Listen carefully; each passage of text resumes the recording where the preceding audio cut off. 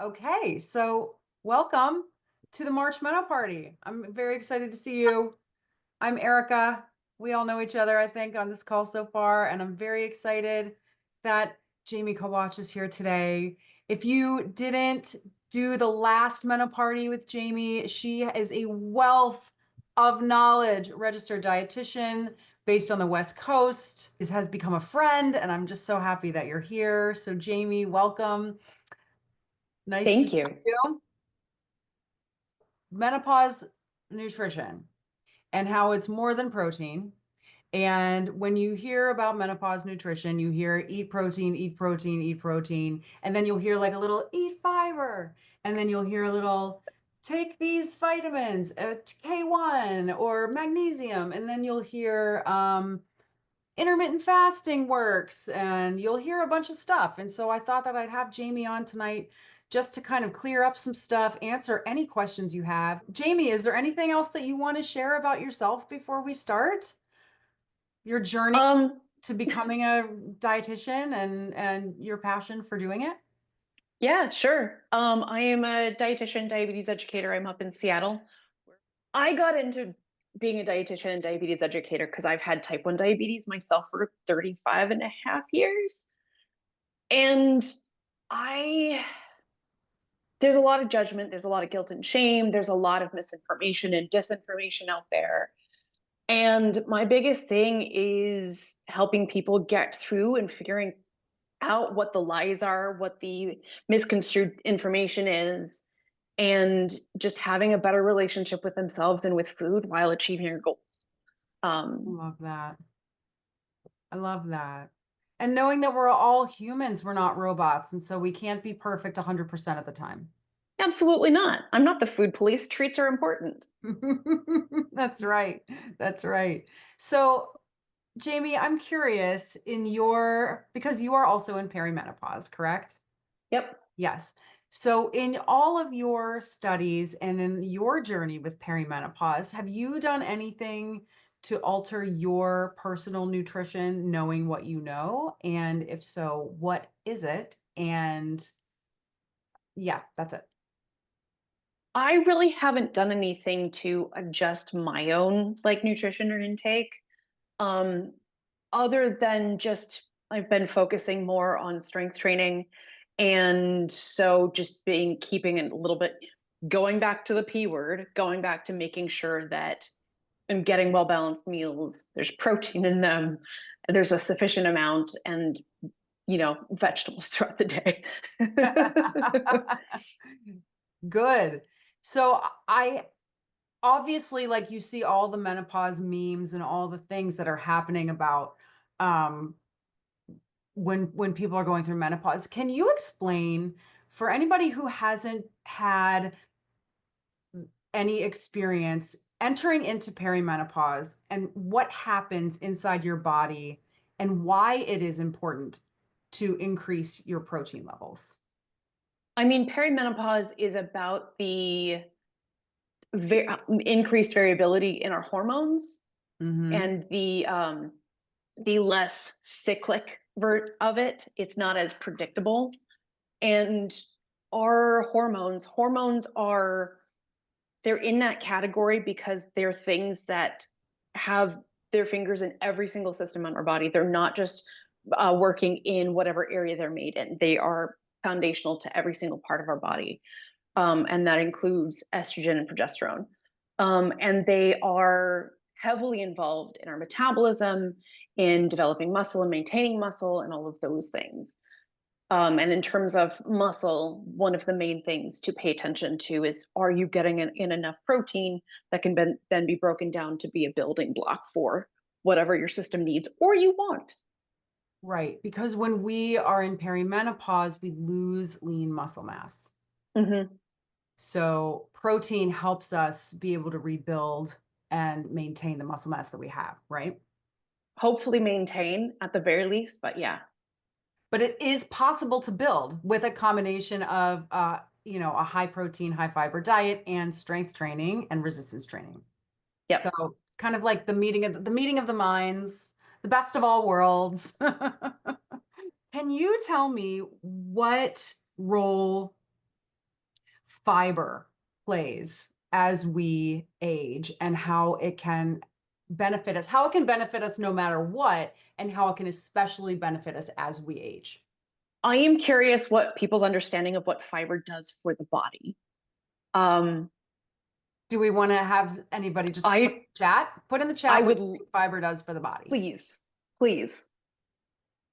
I find that there's a mix of information and knowledge around fiber. So I'm curious what everyone's understanding is. I Nature's heard Ozempic. nature's Ozempic helps stuff move out. um, I have heard it is great for your motility and keeps you fuller longer. I'll pipe that in. Linda says helps keep you regular. Yes, increases Increases feeling of feelings. Yeah. satiety. Mm-hmm. Yeah. I kind of wanted to get a sense of, because most people are familiar with fiber keeps you regular, right? Right. Fiber keeps you pooping on a regular basis and hopefully not having diarrhea or constipated because Right, constipation right. sucks. Yes. We've all been there. We'll all be there again. The goal is to limit it as much as is possible. Mm-hmm. Um, but fiber does so many other things, especially when it comes from food. And so, the fiber that we take in terms of like Metamucil added or something along those lines, it's all about keeping our bowels moving. But when we're getting it from our body, it is a complex carbohydrate source. And about 70 to 75% of it we can break down, our system can, so-called soluble fiber, but it takes a long time. And that's actually like why things like beans, why we get gas from them, why they're the magical fruit, because the bacteria is breaking down those complex fibers, and the byproduct of that is the gas. And out of that, we're getting a lot of really good nutrients for our own selves, which we don't usually get in any other way. Like if people have heard of like medium chain fatty acids, very specific type and form of fatty acids that is very good for our system, and our main source of it is from the bacteria breaking down fiber. The other 25% of it is that insoluble, the stuff that we don't break down. And that is the part that actually holds onto water or pulls in water and actually binds cholesterol and actually helps with that bowel movement, and also can help like control, maybe not decrease, but at least stabilize or control cholesterol levels by pulling in and binding that cholesterol so that we then get rid of it. So In term, eating more fiber in your diet is good for healthy cholesterol levels in your body. yes. Very That important. being said, if you add more fiber to your diet, you need to add more fluids to your diet. Fiber brings in fluid. If the fluid isn't there, that's constipation. Good to Brutal. know. Good to know. Yeah. Okay, so Yep. hydration, very important. Please. Also do it slowly over time, because if you suddenly go increase massively, you're going to get a lot of gas and bloating, Mhm. plus potentially the constipation. You have to give your system time to transition. Can you talk about fiber I mean, obviously it's always better to get these nutrients from food, Mm-hmm. from ingesting real food in your diet. Can you name some high fiber foods that are wonderfully healthy for you that we can eat? I mean, the classic is like beans, other legumes, berries. The ones that some people get a little uncomfortable around because there's some fear and misinformation around carbs is grains. Whole grains are excellent and have good sources of them. They tend to be mostly soluble rather than insoluble, meaning we can break them down. Mhm. And um, lots of fruits, basically anything that's plant and anything that you have to chew, because Oh, that fiber is part of that structure. and then if you have to supplement, and how much fiber should we be getting a day per day Mm-hmm. um, in this phase of life or ever? The minimum goal is 20 to 25 grams in a day. Most people in the US get 10 to 12 grams. We Wow. get nowhere near enough. Why Um, is that, do you think? you have to intentionally seek out foods that have them. And a lot of our processed foods or more processed foods have less of it, or it's been broken down and so it's not available. It doesn't have that form anymore. Mm. Um, and uh, just to say this really quickly, I am not shaming processed foods. We could have a discussion around ultra processed foods. I have a very specific philosophy and bias on that. But it's just that we tend to eat more processed foods. And so it's Well, it's not there. easy and convenient, and we're in the world of easy and convenient, and I think that we all Absolutely. have that night that it's like we're ordering in tonight, or what's in the freezer Yep. we can heat up real quick. Like we all Absolutely. have those nights, and I think that's okay. But I really think like with the 80/20 rule here, we're already dealing with so many issues in Yeah. perimenopause and menopause that trying to be perfect in any way, in any pillar of self-care when it comes to actively aging and aging healthily, is that you can't be perfect any of the time, not all of the time. So Nope. if you can strive to do your best 80% of the time and then give yourself grace 20% of the time to let yourself have a drink or be human or have cake or whatever it is that is your thing, like we have to enjoy life. We are here to enjoy being Yeah. in physical bodies. So we might as well enjoy it. And if that involves like a large pizza, then yes. The way I talk about it is be intentional about your choices. And Yeah. just if all, I always talk about having a snack should be on the list for stress or emotional like management. It's a crutch. Crutches are useful short term, Mhm. and it should be one of the options on the list, not the only option on the list. And also, if you're going to have a treat, have a treat. Give yourself permission and lean in. Enjoy it, please. Yeah. I love that. I love that. Yeah. Can you talk to me for a minute about fiber supplements while we're talking about fiber? And then we'll go back to protein for a second. What do you mean about fiber supplements? What's your question about them? So, like, if I'm not, so some days I know I don't get the fiber that I know I'm going to get. If I'm looking at what we're having for dinner or I'm looking at what I know I'm going to not eat for lunch, I'm going to pop a couple fiber gummies and get my extra 6 grams of fiber that way. Does that even count? It counts towards bowel movements. It counts towards bowel health, but you don't get the like bacteria breaking it down. You don't get that benefit of it. You don't get all of those pieces of it. But you do get the doesn't cause constipation benefit of it. Oh, that's Um, really good to know. Okay. mhm. That makes total Yep. sense. Yeah. Janet, do you get the fiber benefit if you blend or juice your veggies and fruits? Great question. I have that question too. Yeah. If you blend them, you still have a bunch of it. They can your smoothies can sometimes be a little chewy, right? Which means that a lot of that fiber, that structure of it is still around. Whereas if you juice it, you don't, most of it is usually broken down. So you still get a lot of the other nutrients related to the plant foods, but you don't necessarily get all of the fiber. Jennifer says, I have a sensitive GI, and my integrative physician put me on psyllium husk capsules. They are a Yeah. great alternative for a fiber supplement. If I remember correctly, that's actually what Metamucil is it's psyllium. And it is a great fiber to add to help with the bowels kind of moving consistently. Mhm. Yeah. So, when we're talking about fiber benefits in relation to perimenopause, as a dietitian, would you say that the benefits are for fiber? I think a lot of people gain weight during menopause, Hmm. during perimenopause. So eating a high fiber diet is going to help you stay regular and Hmm. it's going to help you feel fuller because your body takes more time to break down the fiber. Is there anything else that you would add to that? Yes. And that is that when we go into perimenopause and then postmenopause. Yeah.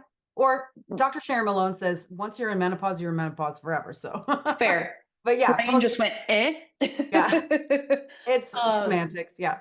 yeah. Um, cholesterol tends to go higher, specifically LDL. Think L for lousy. It's the one that we don't want to go up. We need it, but we don't want it to go up. One of the ways that it goes up if things are dysfunctional is by eating too much cholesterol or not getting rid of enough cholesterol. So by eating more fiber, specifically from foods, it's going to bind that cholesterol and then help us get rid of it. That is awesome. This is why I wanted you Nicole, to come on here today. yeah, Nicole, you asked about blending the fruits and veggies. That would be if you're like making a smoothie out of them, you do get some of that fiber, most of it, in fact. Yeah. Yum. That makes me want a smoothie. I wanted to touch on the Nature's Ozempic thing real quick too, but Oh, yes, Jennifer, go. yeah. Go. Really quick, in case people aren't familiar with it, Ozempic is the synthetic form of a hormone that we make in relationship to making food. It's made in the large intestine. It's called GLP-1, glucose-like peptide 1. I'm a diabetes educator. I deal with it on the regular in diabetes management, so I'm very familiar with it. We normally make GLP-1, this hormone, in response to food moving by in the large intestine. If you think large intestine, it's kind of the end of the tube, right? But in order to make room for the meal that we just ate, the rest of the tube has to move. And so as food moves past that little section of the large intestine, it makes the hormone and it goes to the rest of the body. And we get all of those signals around managing blood sugars better, or more appropriate appetite cues, slower digestion, all of those things. And when we're eating foods that are higher in fiber and things go slower through the gut and all of that, then we tend to make a little bit more of GLP-1. And it can help because one of the dysfunctions in type 2 diabetes, or in general when that system's struggling, is we can be resistant to and or not making enough of it. So eating foods that are higher in fiber help with that signaling. Does that Interesting. make sense? Thumbs up. Okay, good. I tried to make that as informative. Words are hard, but also not too complex. On that note, Jen asks, you set a minimum goal of fiber per day. Do you recommend any of these online calculators to set a personal goal? And if not, how do you determine your goal? Are you speaking specifically about fiber? Yes. Okay. Okay. The guideline is 14, if I remember correctly, is 14 grams of fiber per 1,000 calories that we eat. That being said, we have multiple ways of looking at it because nutrition is, there's no one true way other than don't eat things you don't like, don't eat things that are poisonous, and don't eat things that you're allergic to. That's why the standard goal is 25 grams for women, 30 grams for men. It has not been adapted for, non-binary trans, basically smaller body, a little bit less fiber, larger body, a little bit more fiber because of size of the body. Got it. Got it. I have a question. Can we go back to Ozempic for a second? Yeah. So some doctors are prescribing Ozempic or other GLP-1s for hot flashes. And Okay. I think that is fascinating. And I was wondering, and I don't know anything about, I'm here to tell you I am a menopause expert, but I am not an expert in GLP-1s. And so I don't know enough about them to know. But I heard that GLP-1s also affect your bone density in a not great way. And so Mm-hmm. my question for you is, if somebody were to use a GLP-1 for hot flashes, and perimenopause already puts us at a higher risk, losing estrogen puts us at a higher risk of developing osteopenia and osteoporosis, then what would you say about that? Like, is that negligible? Is it something to worry about? Just for the people that are thinking about doing that as an alternative to hormone therapy, even though GLP-1 is also a hormone. Yeah, exactly. In all honesty, I call it all hormone replacement therapy because it's. I've had a couple of people push back on this, but also we think of hormone replacement as the body's not making it, so therefore we need to add more. thyroid, Thyroid. insulin. This is my hormone replacement. It's my insulin pump. Without this, I'm dead in a couple of days. Like it's all hormone replacement. We'll get off that quick soapbox. In terms of GLP-1 and hot flashes and osteoporosis bone density, I am not too familiar with the bone density thing. I will be honest. I haven't seen any major concerns about it. It looks like it's in discussion right now. That being said, where a lot of the research is going is the vast improvements it has in our metabolism and, generally speaking, how our body works. Medicare does not pay for weight loss drugs. It was absolutely written and signed by Congress in the 90s. Medicare cannot pay for weight loss drugs, but they will pay for Zepbound, the weight loss version of Mounjaro, the newest one. If you have sleep apnea and it's resistant, you can't use a CPAP. They will pay for Zepbound because it treats sleep apnea. Wow. And we see heart failure basically almost reverse. The structure of the heart and the structure around it goes back to almost normal. Wow. Which, in terms of bone density, I need to look at that a little bit more, and I can do a little bit of quick research really quickly. And it might be, in all honesty, research being biased towards not having women in it, not having AFAB estrogen-based bodies in it. It is entirely possible. Typical. And so therefore, now that we're seeing it in a lot of people, we're starting to see these side effects that we didn't expect. But we're also seeing that in terms of heart failure and sleep apnea. So I will look. As with all hormone therapy, as long as the benefits outweigh the risks, it's always worth the conversation. Yes. Agree?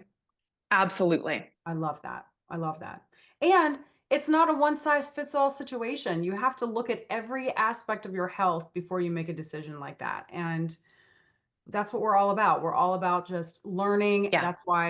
That's why we're talking about this tonight, to just have these conversations and to be okay being like, hey, I don't know that. Let's go research that and come back and we'll figure it out. But that's Yes. why it's so wonderful to have a community of women who can just like admit when we're not comfortable being the authority on something, but B, that we're okay being like, I don't know, let's go find out, and then share it with each other. So that's kind of off topic, but I love that right now because I find that one of the most powerful things that I can do as a professional is to say when I don't know something.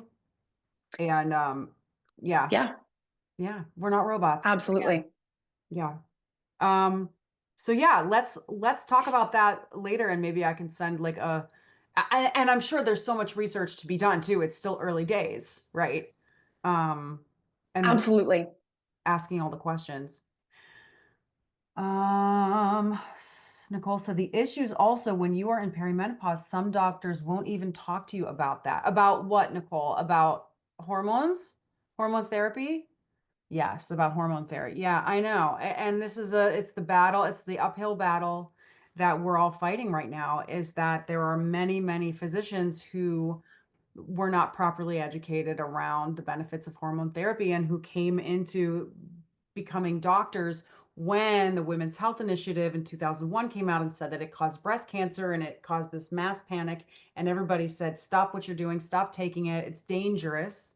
And that was a flawed, incomplete study based on women who were already menopausal and in their 60s and 70s. And by the time you start hormone therapy that far after menopause, studies have shown that the benefits do not outweigh the risks of taking that at that age and after 10 years past menopause. So just so you know.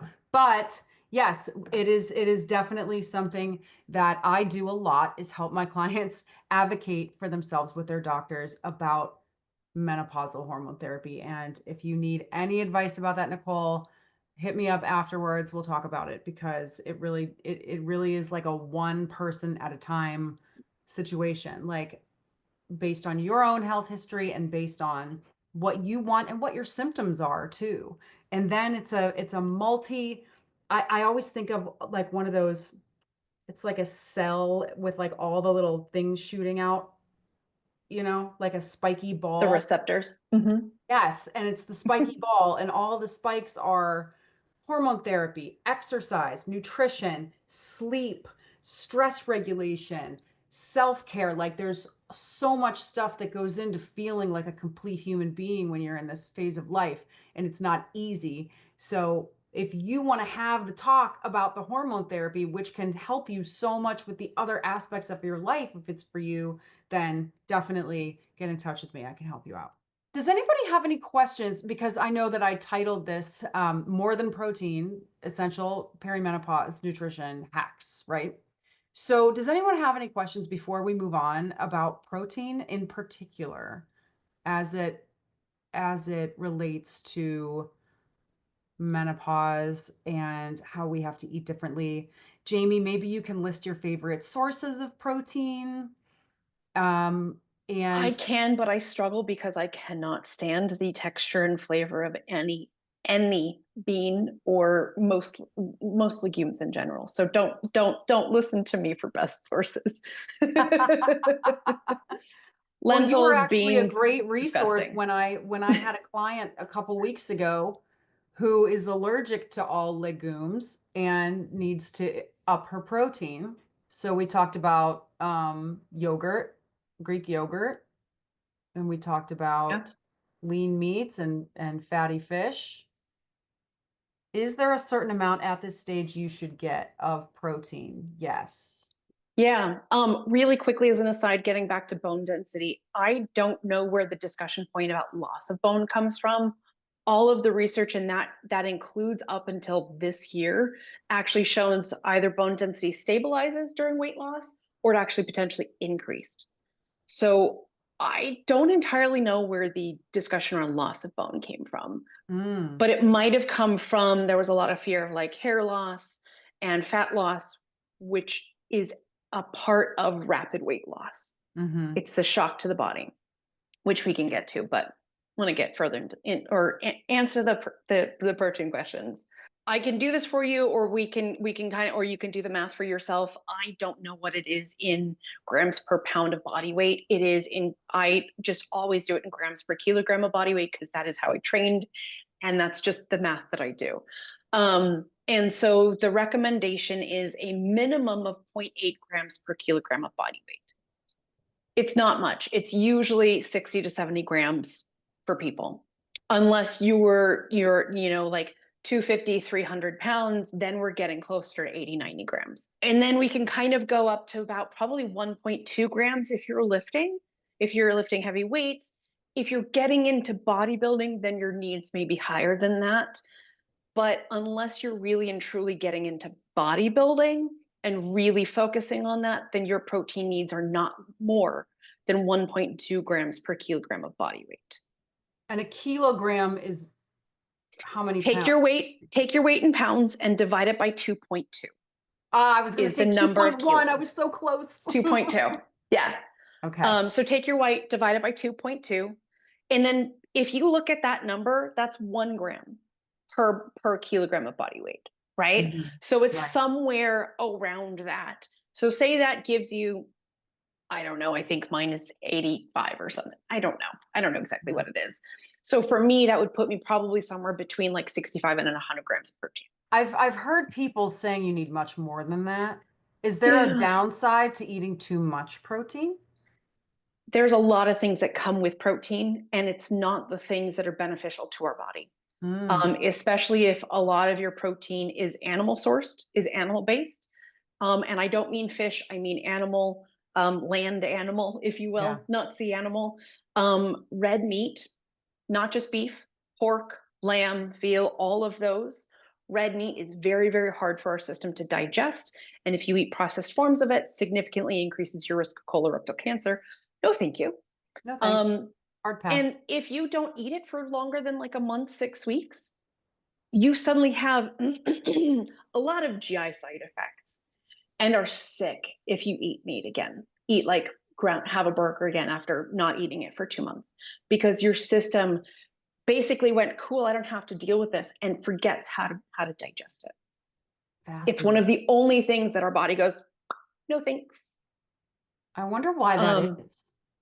it's just harder to digest, Mhm. which is why when you have significant heart disease, if we're working with like heart failure or something like that, of any variety, of any um, strength is not the word I'm looking for, severity, Mhm. the cardiologist will often say no red meat, So none. you said pork. Pork is a red Yes, meat? yes, as is lamb. Anything that's pink, and I don't mean uncooked chicken.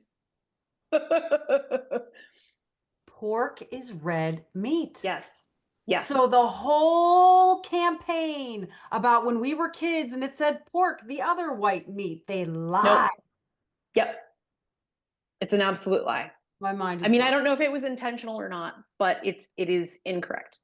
Yeah. Yes, Nicole, you have to very gradually, you have to remind your system, hey, you need to work on this again. Don't go from nothing to a burger, to a fat burger. Have a Wow. couple of bites here and there and just like remind your system that it's supposed to do this thing again. Yeah. So chicken, turkey, and fish are the way to go. I Maybe mean, for some. and feel free to have red meat in your diet. The Yeah. goal is for not all of your protein to be red meat. So many Sorry. great sources of protein that are not meat related out there. Absolutely. Have started eating less animal protein, not because they don't like it. They claim they have less desire for it, eat more fish is this common.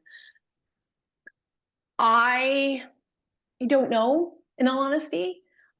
I don't know that I've seen a decrease in desire when people eat less of it. I'll definitely say when people eat like less processed foods and less processed sweets, and if like in 6 months they'll go back to it and they're like, ugh, Yeah. this is not good. Ugh. I don't think I've seen that with animal protein sources. It might be a mental thing as well because they might have had a little bit and paid the consequences, and now their brain goes absolutely not. It's now associated with terribleness. So With major discomfort. yeah, While we're on the subject of muscle building and stuff like that, can you talk about creatine for a second? what about it? Well, because many, many women right now are swearing by adding creatine into their diet, especially if they're working out, strength training. And I'm sitting here thinking, like, I don't know, I just always thought creatine was for serious bodybuilding people and not for me who like picks up, you Mhm. know, goes to the machines at Planet Fitness. Do you know what I mean? So I just had Yeah. a question about creatine. What's your take on creatine? My take on it is it seems to have some brain benefits if you take it regularly. It seems to, potentially have some benefits. Muscle There's recovery. there's good research on it. Hmm. And as a dietitian, I have to stay within what is evidence, what is written, what is good quality evidence. There is good evidence of it, but it's not necessary. So if you don't want to take it, don't take it.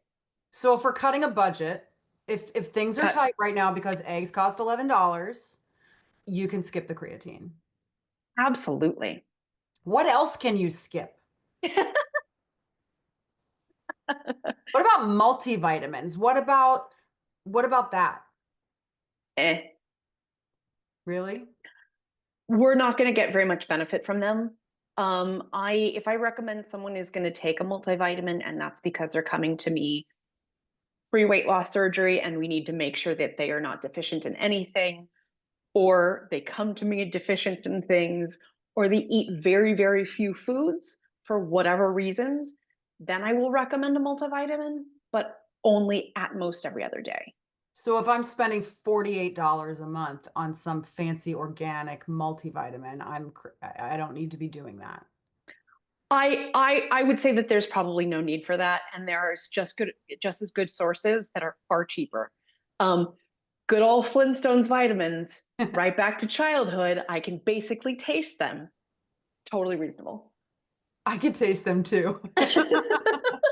Raise your hand if you can taste a Flintstones vitamin right now. Yes, everybody. Exactly. Linda says, what about probiotics? This is a great question. Dicey one. Because a lot of anecdotal data, or so-called anecdata, I love that compound word. Anecdata, that's I love awesome. it so very much. It makes my brain very happy. A lot of people get benefits from it, but the question is which ones, how much, how frequently, what version? I don't know. We don't have a lot of research. We think like we've had some, but it's a drop in the bucket. And by bucket, I mean we're talking like a 50-gallon trash can, and it's like a Oh, drop of how much we know about this. mhm. We know there are benefits. I don't generally recommend probiotics unless you're on an antibiotic and then stay on them for a little while. The research that I have seen shows that we don't really actually get a GI benefit to the bacteria in our gut, to our so-called microbiome, after about 2 weeks of taking them. Okay, I After just heard about you two say weeks, so-called microbiome. There's more yeah, there. I don't know what term people are used to, Mhm. right? So I don't always succeed. In fact, I very frequently don't succeed at not using big medical words because I like saying them. Well, good for you. Say them. Microbiome being just like all of the bacteria, because there's millions of them and billions of them and a bunch of different types living in this like symbiotic relationship with us. It's a whole like universe unto itself, and we're discovering more and more that it like basically talks with the neurological system in our brain. But again, it's a drop in the 20 or 50-gallon bucket. Mhm. The benefit that I've seen in research, we don't see any benefit after about 2 weeks, and then our system just kind of renormalizes back to what it was before. So then I think it would be safe to say to get probiotic sources through your food would be enough. So Greek yogurt, And fermented yep, products like kombucha and kimchi and stuff like that. yep. The other two things to pay attention in that is fiber is one of them, is the major fuel for these bacteria. And the more fiber you eat, the better off they are, and the more of the ones that we want to grow and to be the major like rulers of the microbiome are the rulers of the microbiome. So eat those Our sweet bacteria potatoes, everybody. shifts. Our bacteria shifts according to how we eat Wow. because the different foods fuel it differently. Yeah. So And you yeah. wonder why we don't sleep when we drink alcohol and eat cake right before bed. Mm-hmm. Karen asks, what supplements should we absolutely be taking every day? I'm going to say that I have to be very, very asterisk all of the caveats on this. There are none that everyone absolutely should be taking, period. Full stop, period. If you're in the Pacific Northwest, like I am, we do not get skin conversion between the months of September and April. So right now, even though it's 71 degrees out, what the hell, and it's full sun, I'm on my walkout earlier today, I was not getting skin conversion. And so I have to take a vitamin D supplement. And I recommend that everyone up here takes a vitamin D supplement year round. How much Newer, vitamin D? How many I, IUs? I recommend 2000. It tends to 2000. be a good balance between, well, not enough and too much. Yes, that's a really good one. Anything else? Not really. No. What about vitamin K? K1. Most of our vitamin K actually comes from our bacteria.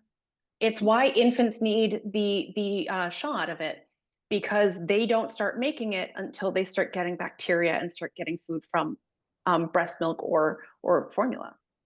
I didn't know that. Yeah, and vitamin K, or K being important to our system, it's about the bacteria. And Wow. again, a drop in that 50-gallon bucket. Okay. Yeah. Renee says, you mentioned yogurt. Does it matter if it's full fat or non-fat? I have a preference for 2% or whole fat. We do need fat in our diet. We need fat in our diet. It is how we actually absorb certain nutrients. And also, it is part of our hormones. Our brain is made of fat. It is a really important nutrient and energy source for us. Okay, full fat again. So 2% or whole. Yeah. Plus, it just tastes better.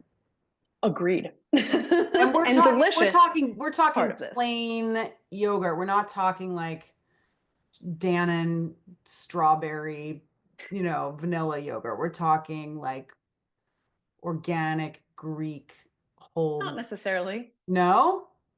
So in terms of yogurts, I do have a preference for ones that have higher protein and for ones that have fat in them. Of whatever source that is, I don't really care. The only issue or caveat or asterisk to that is that a lot of yogurts out there that say Greek style have added thickeners. Scandal. So if you look at like a Zoe or a Greek gods that say that they're Greek style, if you actually look at the amount of protein, it'll be 6 to 9 grams per serving rather than like 11 to 15 or even up to 17 on a Siggy's Icelandic skyr type yogurt. And it's Wow. because they've done a little bit of the straining, but then added thickeners. Okay. So I'm I do learning have so much. Are you guys learning as much as I am tonight? This is so good. also, please feel free to get flavored ones. Get a Chobani or a 5A flavored ones, please. And I personally, professionally have a preference for not of the like no fat, no sugar ones because A, it's more processing, and B, we need the carbs and fat. Mm-hmm. It's so helpful Yeah, to find the practitioners that believe you and will do the test to customize the plan for what you need. I live in Cleveland. I have finally found a good. great team of practitioners. Good. Yeah. Yes. I just got chills for you. It's Oh, so helpful to get to find that so if team. somebody does want to have if somebody does want to just get blood work done and find out what their deficiencies are and stuff, what's your recommendation for how to find somebody good? Is there like I know when you want to find a menopause certified doctor, you go to menopause.org. Is there a place to go to find a dietitian in your area?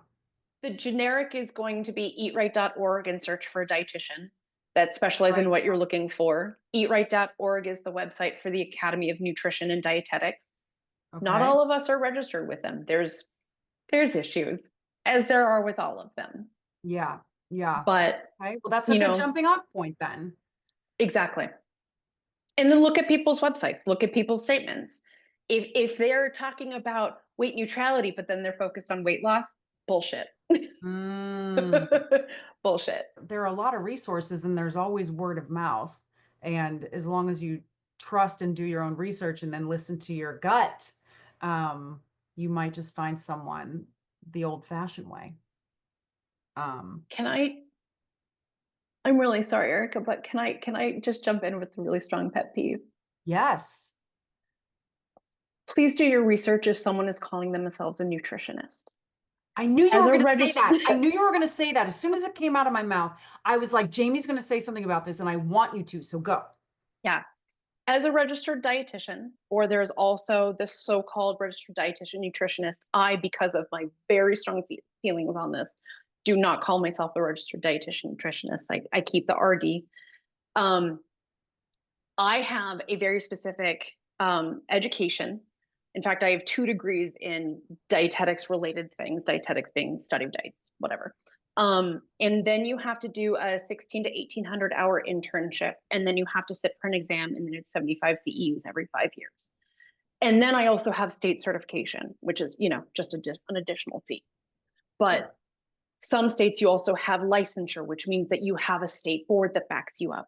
Whereas depending upon the state you're in, nutritionist means you can just hang out a shingle. In Washington state, you can call yourself a certified nutritionist. I think if you have I don't remember if it's a bachelor's or master's in like health, nutrition related things, but that does not mean that they have the specific pet peeve. I love that. I love that. So ask for Education, credentials. You got to ask for the receipts. please, please. You got to ask for the receipts. And I really feel you should do that with people like me too. Or Like a I health was coach. not going to open my mouth and start my business and start charging for coaching until I had every certification I possibly could in this area. And because I integrity matters to me and I take my my clients' health and wellness very seriously, and I do not want to do wrong by anybody.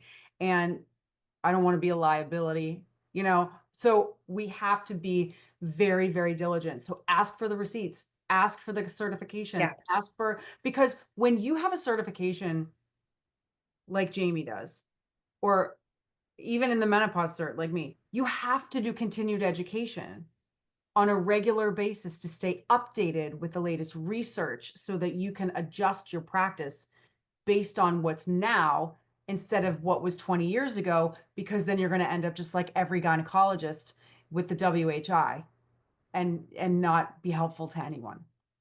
And if I'm doing things that are unethical, you can go make a complaint to my registry, to CDR, and they will investigate me and potentially yank my registration. I have, even though it's national, not state, I have a national board that will investigate me. Same, Jennifer, same with health coaches. Please just pay attention to their information and making sure that it's not anecdata, but it is instead evidence based. Anecdata. I am going to use that. I I love love it so much. it. Going back to Renee's question, for those who can't Yes. handle dairy fat, should they eat non-dairy yogurts like coconut yogurt, for example? Mm-hmm. Yeah. A lot of them are out there, almond, oat, coconut, cashew, so many options, but a lot of them aren't high in protein. I do have a favorite, which is the Siggy's brand. Siggy was the first Icelandic so-called skyr. It's the higher protein, even higher than Greek version. It's been more strained. Um, when they brought it to the US, they actually had to add sugar back into it just a little bit because it was too tart for us. Thank you, Erica. They have a coconut-based one that is high in protein and really well balanced. And from all reports, it is delicious. I cannot stand coconut, but by all reports, it is delicious. So if that's a brand that is affordable and available to you, it's a great one. Otherwise, look at the label. Look at the amount of protein. If you're looking for a protein-based source, I would want 10 grams or more. A standard, regular old Yoplait yogurt is 4 grams. You're not getting enough protein from that. Okay, we're caught up on comments. Is there anything else as we get ready to wrap up for the evening? Does anyone have any other questions for Jamie about anything specific in the world of diet and nutrition, whether menopause related or not? I have a question about protein powders. Well, like, is that crap or is there something to it? Because I've been trying to consume protein powders like on occasion, but I don't know if it's really helping. Protein is, we're going to get if you're doing it in a powder, our body is going to recognize it and break it down and get the building blocks that it needs, because that's what our system does. It's why we have to inject things like insulin and Ozempic and those drugs, because hormones, protein, our body goes, oh, protein, thank you, breaks it down. In terms of protein powders, yeah, they're more processed. Maybe like not be your like main source of protein, but if it's a way to get more protein and you're really struggling for it, go for it. Go ahead. Go for it, Karen. What about collagen powders? Ooh, good That question. might be that might be a different, that might be a different call, but I'm curious. What are you looking for in terms of collagen powders? I mean, I've heard, I guess what everyone else has heard about it, that, it helps to tighten your skin up and, all that good stuff. Um, so I mean, I just started one this past week. And I think it tastes atrocious with dairy. So I feel like it's doing something. But I don't know. If it tastes nasty, it must be doing something good, right?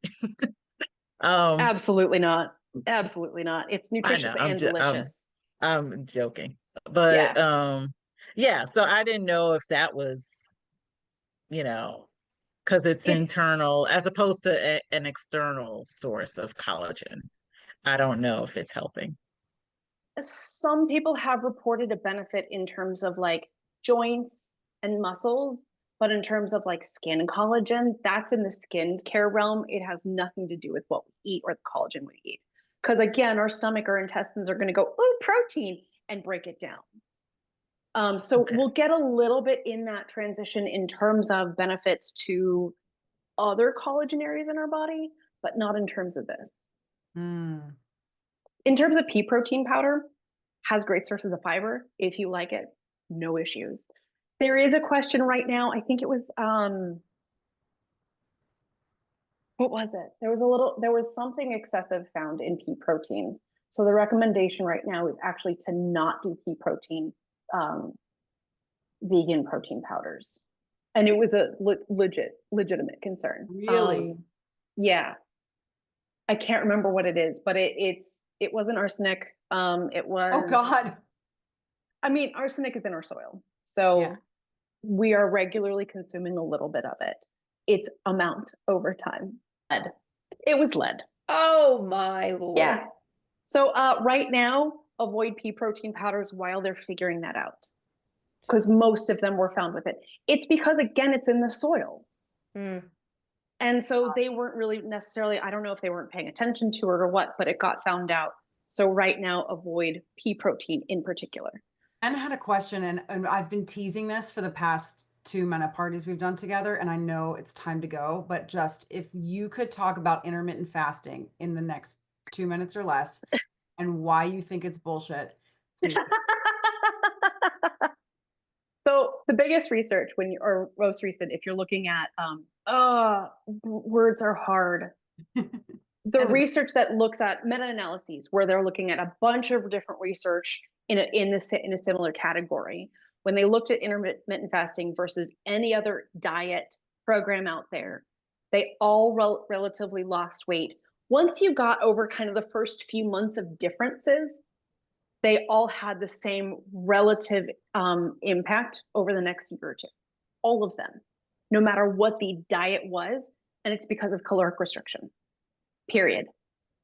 So there are differences between all of them, but it's at the base of it, it's about caloric restriction. So I prefer ways that don't severely mess up your potential relationship with food, because eating before 10 a.m. is totally fine, and eating after 8 p.m. is also fine. If you're hungry, please eat. Why ignore that? But that's also me and my philosophy.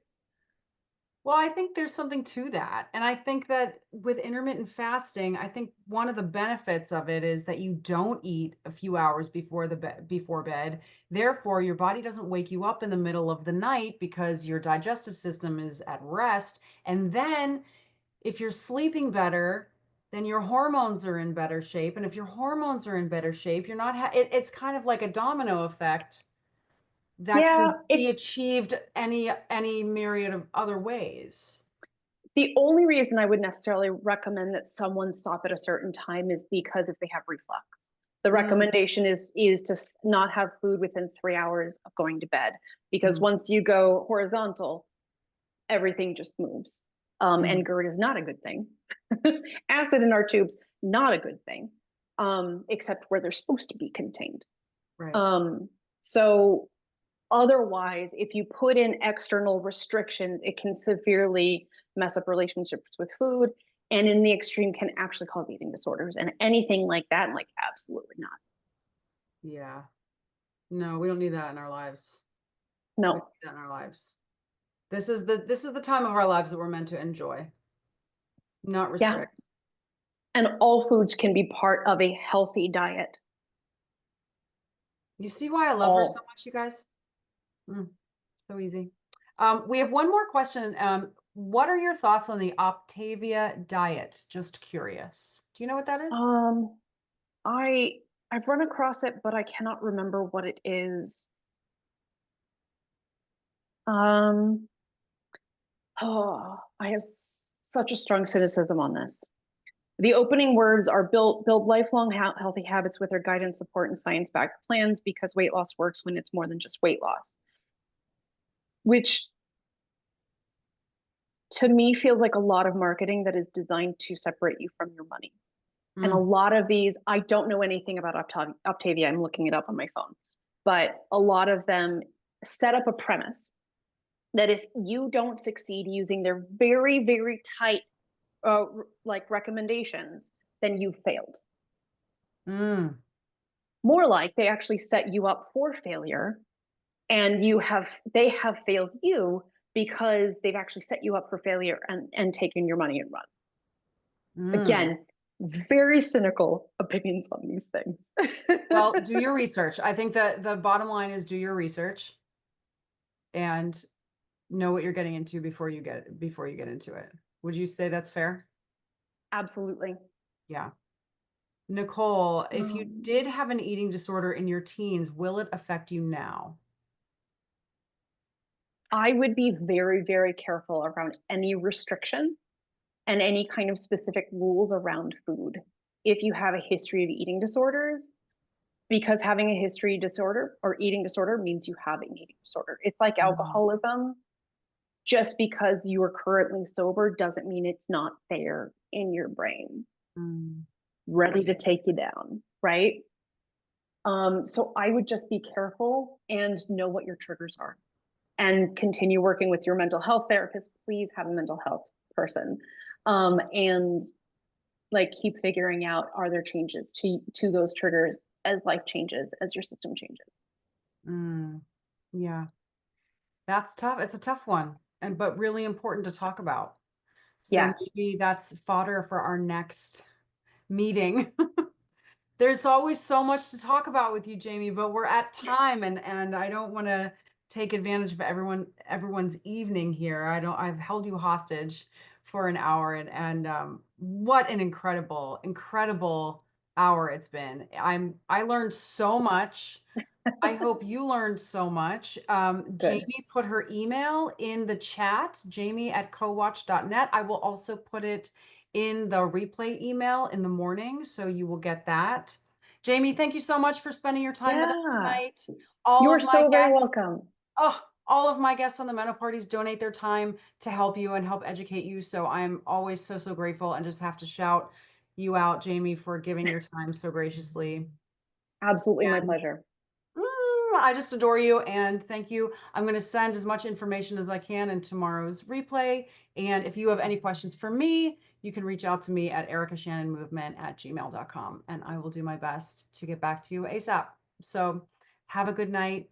Go turn off the bright lights and get a good night's sleep, and I'll see you soon.